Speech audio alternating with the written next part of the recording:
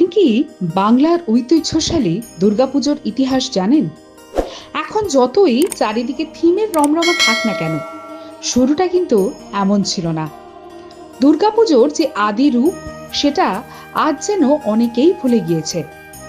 দুর্গাপুজোর সঙ্গে কত দশকের ইতিহাস জড়িয়ে আছে। এর নেপথ্যে কতই না লোকগাথা, পৌরাণিক গল্প আছে। কতজন জানেন সেটা? পুরাণ অনুযায়ী বসন্তকাল হচ্ছে দেবী দুর্গার পুজো করার আসল সময়।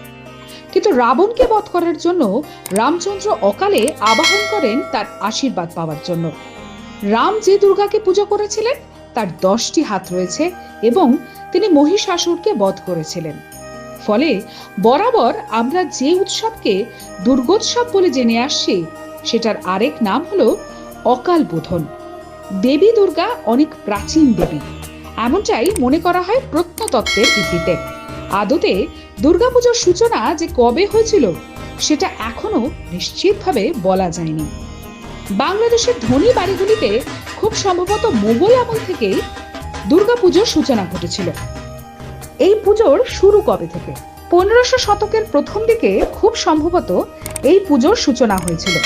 তবে শরৎকালীন দুর্গাপুজোর সর্বোচ্চ প্রসার এবং প্রচার 1957 সালে কৃষ্ণনগরের অধিপতি নবকৃষ্ণদেব বাহাদুর এবং শোভাবাজার রাজবাড়ির পূজা আয়োজনের পর থেকেই জনপ্রিয়তা এমন জায়গায় পৌঁছয় যে পলাশীর যুদ্ধ জয়ের পর ক্লাইভ গির্জায় না গিয়ে আনন্দ উৎসবের জন্য দুর্গাপুজোর আয়োজন করেছিলেন। ইংরেজদের সন্তুষ্ট করার জন্য সেই সময়ই প্রথম দুর্গাপুজো অহিন্দু সুলভ আচরণ ঢুকে পড়ে। আয়োজন করা হয় বাইজি নাচের। মাঝে 1510 খ্রিস্টাব্দে কোচবিহারের রাজা বিশ্বসিংহের প্রতিষ্ঠিত দুর্গাবাড়ির বা দেবী বাড়ির দুর্গাপুজো অন্যতম প্রসিদ্ধ হয়েছিল। বাংলায় পারিবারিক দুর্গাপূজার প্রচলন হয় মোটামুটি 1610 খ্রিস্টাব্দে বরিশার সাবর্ণ রায়চৌধুরীর বাড়ির পুজোর আয়োজনের মাধ্যমে। সেই জমিদার বাড়ি লক্ষ্মীকান্ত গঙ্গোপাধ্যায়ের পুজো তাদের মধ্যে সবচেয়ে জনপ্রিয় ছিল। যদিও অন্য মতে পারিবারিক দুর্গাপুজোর সূচনা হয় 1609 সালে কাশীশ্বর দত্ত চৌধুরীর হাত ধরে।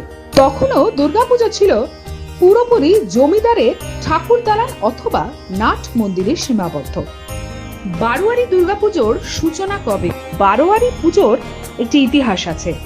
12 জন বন্ধু মিলে প্রথমবার এই পুজো শুরু করেছিলেন বলে এমন নাম। 1790 সালে 12 জন মিলে একসঙ্গে একটি পুজো শুরু করেন গুপ্তিপাড়ায়। এই পুজোটিকে বলা হতো 12 পল পুজো।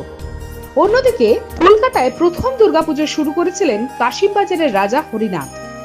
কলকাতায় একাধিক জমিদার বাড়িতে ব্রিটিশ আমলেও দুর্গাপুজো পালন করা হতো। নবকৃষ্ণদেবের বাড়িতে তখনকার দিনে দুর্গাপুজোয় যা খরচ করা হয়েছিল তাতে এই পুজো একটি গ্র্যান্ড ফিস্টে পরিণত হয়েছিল। তবে কলকাতার প্রথম বারোয়ারি পুজোর আনুষ্ঠানিক সূচনা হয়েছিল 1910 সালে।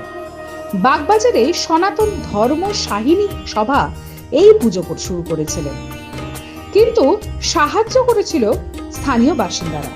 এরপর থেকে গোটা বাংলা জুড়ে দুর্গাপুজোর প্রচলন বাড়তে থাকে।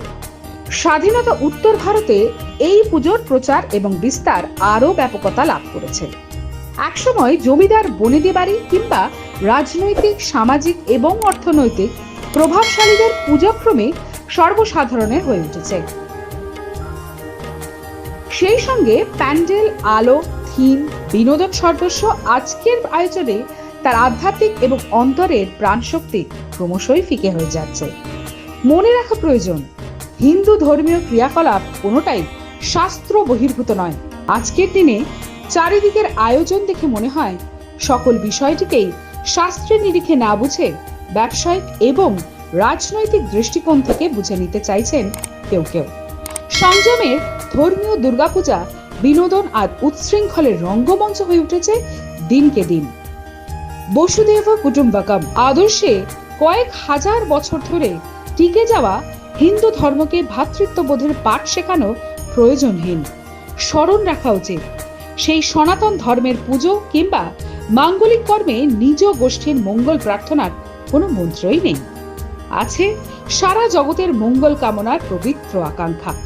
সেই সংস্কৃত মন্ত্রোচ্চারণে কেবল সকল মনুষ্য জাতির নয়, জগতের সকল পশু পাখি এবং গাছপালা সহ সকলের মঙ্গল কামনার উদাত্ত প্রকাশ।